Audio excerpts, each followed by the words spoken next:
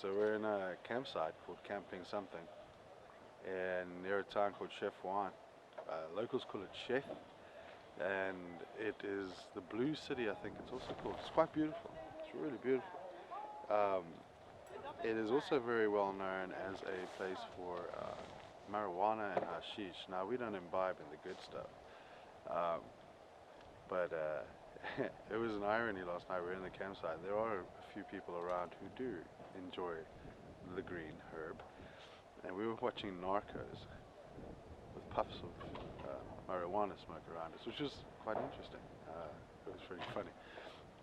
Yeah, anyway, so we're here for a couple of days, just touring the city and that, and getting some stuff done, and then we're going to move on. Looks like Louisa might be getting a passport sooner rather than later. Touch wood, you know how that works out. So yeah, it's Morocco. You've been very beautiful so far. We're really enjoying it.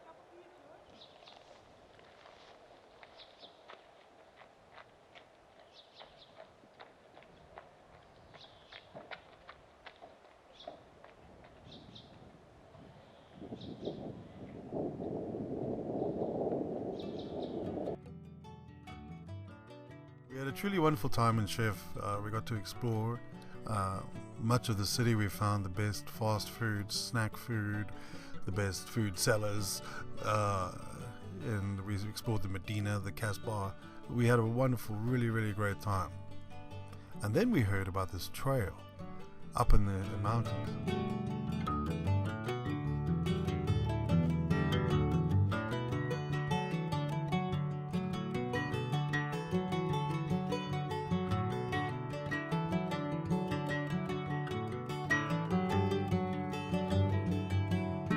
The video doesn't do justice to the actual trail itself.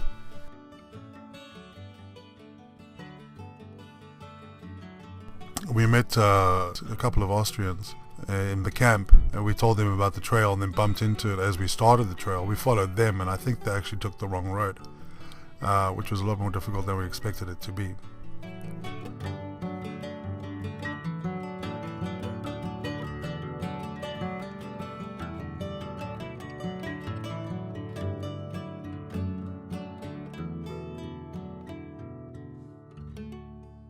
It was a spectacular drive though. Fantastic scenery once we broke through the clouds.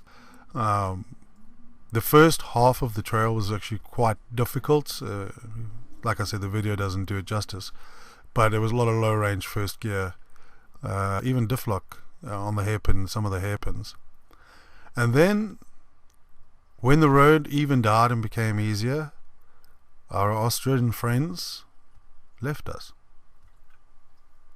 and never came back.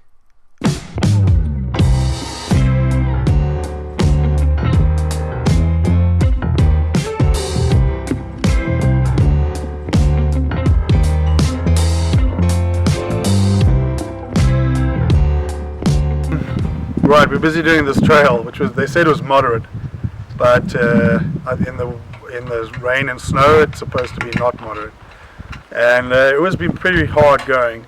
Low range the whole way for 30 k's.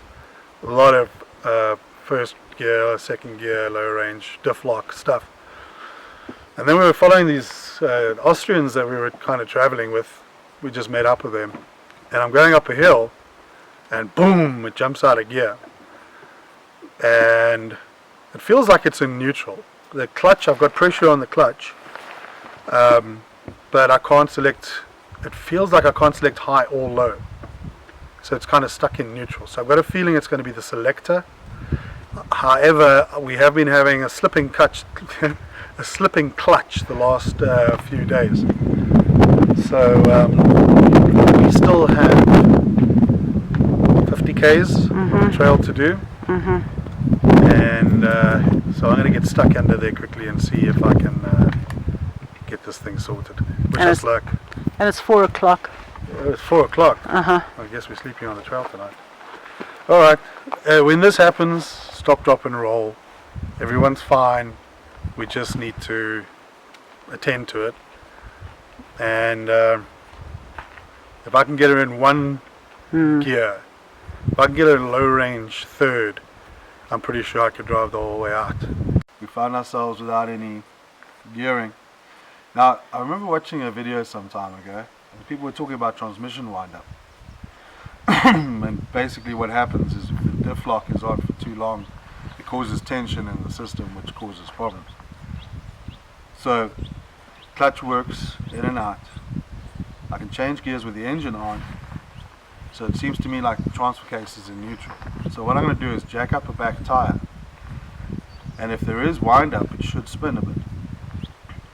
And if there isn't, we can at least spin it with the handbrake down and the diff lock open. And then maybe that'll change the position of the transfer case, that we can then engage high or low range and then get out of here. If that doesn't work, I'm going to try tightening up the linkage on the selector, low range, high range selector. But our problem here is usually, my advice is, when you have a mechanical problem, is stop, drop and roll, go back to where you came from, find the internet and get hold of the gurus. But we're up here in the mountains, and it's 30 k's that way, a very bad road to the nearest village. And it's 30 k's that way, a very bad road to the nearest village. But I think that road's not as bad as that road. So, wish us luck. If I can't get if the transmission wind-up isn't the problem and the selector on the thing isn't the problem, then we're going to have to go for a long walk. Maybe hitchhike to a town or something, we can get hold of the internet. And do you have any 4G? No, not fine. Lou? What are we doing? We're trying to get the internet, so we can try and figure out what the problem is. And so we've got to like walk the usual 4Ks, or now we're just trying to be Sunday lazy and walk less.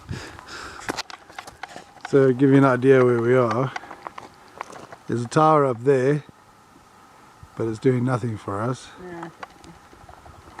And we're parked down in the valley over there.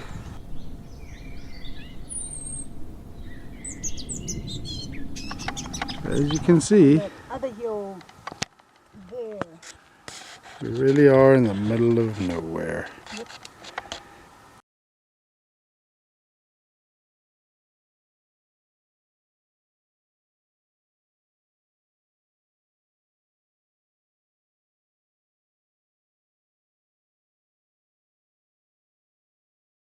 I've got also the same thing. I do everything at about 50. So if I'm rotating a tire, I do it like 50 times. Well, like it's anything that's over like 20. Yeah. Why 50? I don't know. But like if I'm brushing my teeth, I count to 50, and that gives me a good brush. If I'm whisking eggs, I count to 50.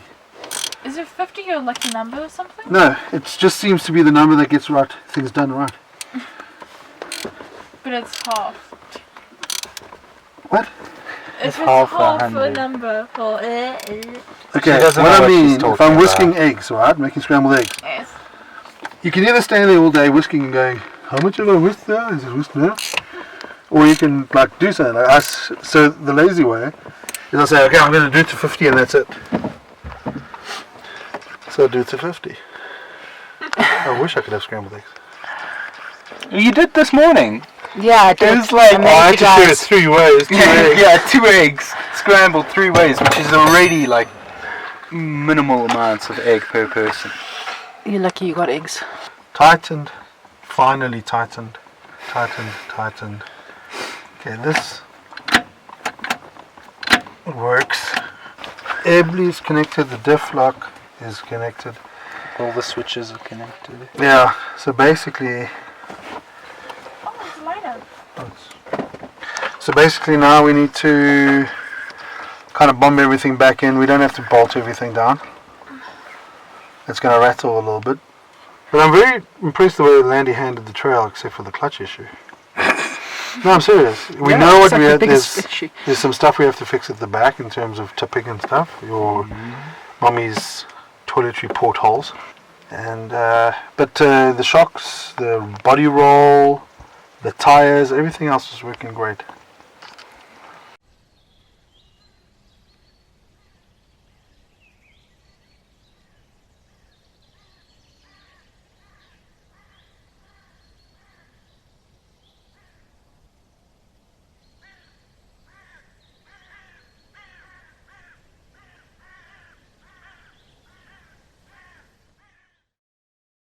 Right, so it's been three days. Just I'm doing a video. So, So it's been 4 days. 3 nights. 4 days. 4 days, 3 nights. We, like I told you before, we're driving this trail and then boom, something went. We've gone through everything. And we think it's the clutch. And this is the first time we haven't been able to recover ourselves. This is the very first time in all these years that we haven't been able to limp ourselves back out of somewhere. But we gave it our very best effort, I tell you what. We were digging and working on this vehicle on every aspect of the driveline to try and figure out what's going on. So it's a bit of a defeat for us. But at the same time, it was a beautiful place to find ourselves. The locals have been absolutely fantastic. They stop by and say, "You okay? You okay? You okay?" And they're like, "Sure, we're good, we're good, we're good." They keep wanting to bring us a mechanic, and we keep saying, "No mechanic, no mechanic." And eventually we've thrown in the towel. So the guys that we actually camped by, we were lucky that we had the breakdown and rolled right into this guy's driveway. And these are farmers. I'm not sure what they're growing, but I have a good idea that it's marijuana. So they didn't interfere with us, and we just set up here and did our thing. And now eventually I said to the guy, "Listen, you've got a tractor. Can you take us to the nearest town?" So he said, "Cool." So for about 90 euros, he's going to tow us to a town called Baptaza, which is on the main road from Chef to the rest of Morocco. It's about 20 k's. Hopefully it's not a really bad road, but we do have engine power, so which means we've got steering and we've got brakes. Otherwise I'd be pooping myself every step of the way. So here we go. It's been wonderful, and actually it's been a fantastic adventure. It's been a great experience. We got to sit under the stars, sit by a campfire. We got to bond as a family. We got to work through all of our little issues with the vehicle, but do it together. And no one freaked out, no one stressed out, and we all just got along with what we did. Until Louise gave all our tuck away to the local village Oh girls. my gosh. I'll never forgive her for that. These poor women, like a group of them, they have these massive bales of wood on their backs, strapped So- to their backs. But they're the funniest people. They come up here and they're full of smiles and laughs. Yeah. And they collect the wood and they put it on their backs. And they were teasing us and they were trying to get anything they could out of Louise. Anything. Eventually she stopped giving her her face cream and toothpaste. Yeah. But they basically cleaned out our sugar, our bread. I was like, "Louisa, we're stuck. You're giving away our food." But, you know, we're generous in spirit. That's who we are. But they were very cute, very sweet. And to me, it's amazing that if you go 100 odd k's in that direction, you have society, civilized European society, which with everything you could possibly ever want, all the wealth, all the everything. And here, in the middle of the mountains, you've got people living like they have for centuries. And we were actually glad to be a part of that for a little while. Yeah. So wish us luck. The sun's just coming up over the mountains. We've got to close up and get ourselves towed.